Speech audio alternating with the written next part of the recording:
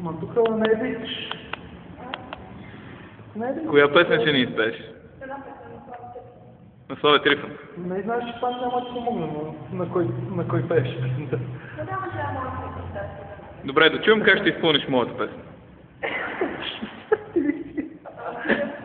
Аз съм Славе Трифон. Добре. Коя песен? Как се казва песента? Едно Ферари. Добре, да чуем.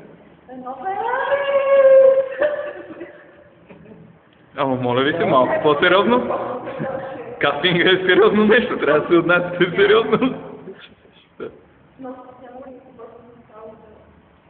Добре, ама нека да не се повтаря, да не се потресва. Едно Ферари! Едно Ферари! Това му трябва на супер! Айде, де? Продължавай, Що спря? Не може да ви дадем. Да. Аз лично. На английски нещо? Да.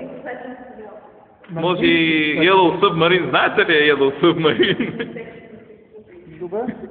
С nama една тогава.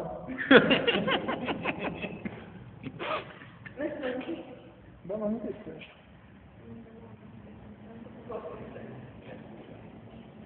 Добре, нещо... На руски тогава. Фолк.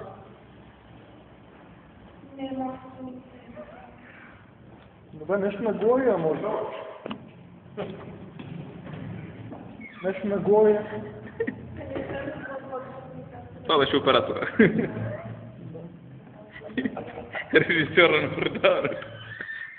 Еми, какво да ви кажа? Значи...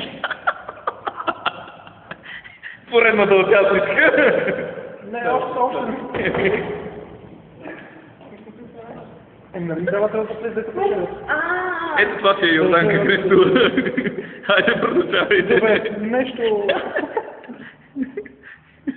Добре, още една песен, аз още не съм готов да шея. Добре, кога зашумят шумите? Или набуй зали пиян. Това е една песен, която недавно да сме чували, колеги. Значи мисля, набуй зали пиян на една песен. А дайте ми се дава някакъв Не ми стигне картата за дачен за добяло.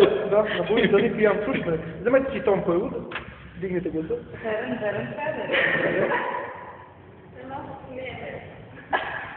Значи, пиян, за кой ли път убийствено пиян, стане да се помоля.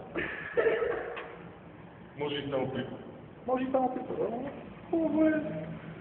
Добре, нищо, така може.